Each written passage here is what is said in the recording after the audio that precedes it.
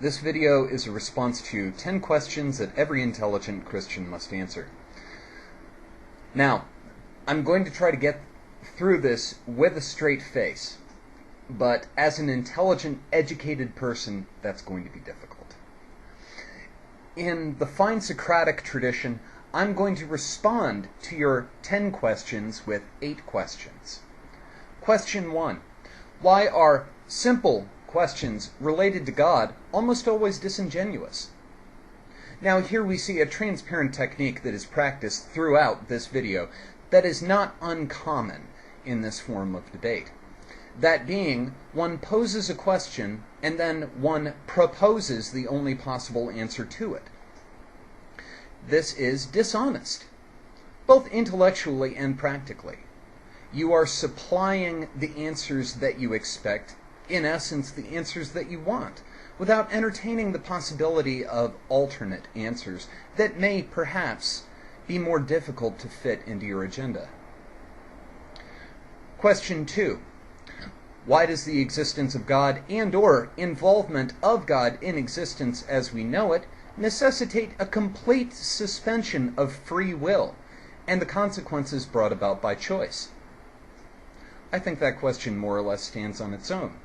These questions, in 10 questions every intelligent Christian must answer, are largely predicated on the idea that prayer is supposed to reliably and consistently suspend causality, and, in so doing, reliably and consistently circumvent human choice.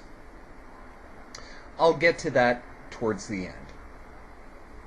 Question 3. What evidence are we expecting the miracles of Jesus to have left behind?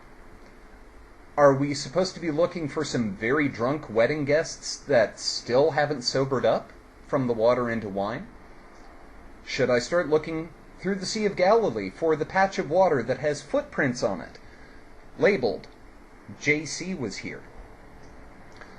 Should I start looking through Nazareth gift shops for 5,000 fish bones mounted on plaques with a cute little red button that I can push to make them sing? Am I supposed to be looking for a stretch of water filled with perfectly preserved, demon-possessed pig bones? Exactly what evidence are we supposed to be looking for? I'd appreciate clarification. See, I can do it too. Question 4. At what point do we start asking truly ridiculous questions to fill out our selection to a nice round number? Question 5. Has Christianity been embargoed from the use of metaphor? That's interesting and curious, and certainly presents some difficulties with most of the gospel writers, the Apostle Paul, most of the minor prophets, and for that matter, even the Tanakh and Torah, which utilize metaphor heavily and frequently.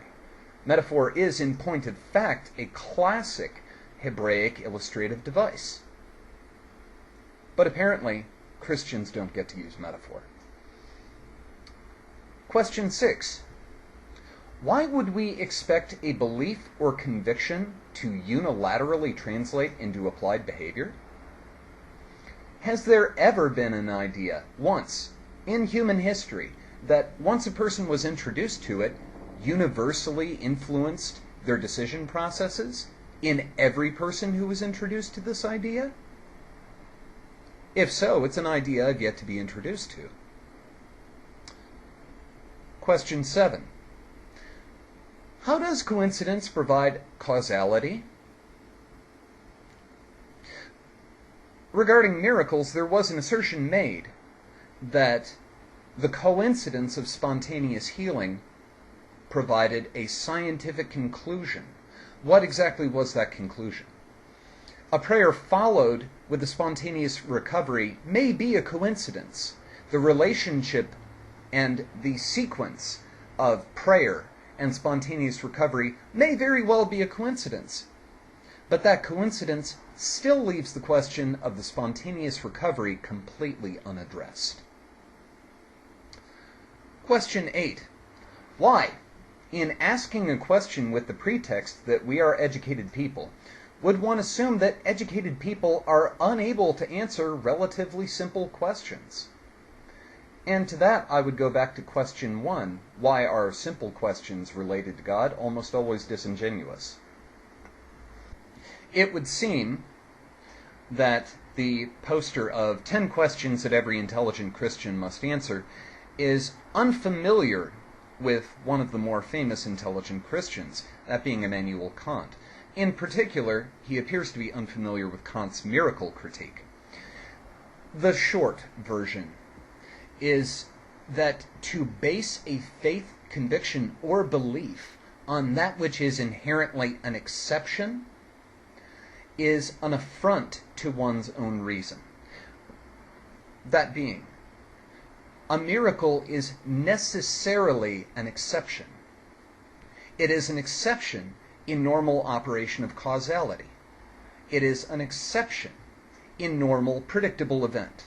That's what a miracle is. Now, the moment we propose any criteria, any method, wherein a miracle may be consistently, repeatably, and predictably produced, it is no longer an exception, and, to wit, no longer a miracle. To base a faith or belief on an exception, apart from a belief that exceptions do occur, is to base an idea that one must necessarily apply as a rule to that which is a suspension of rule.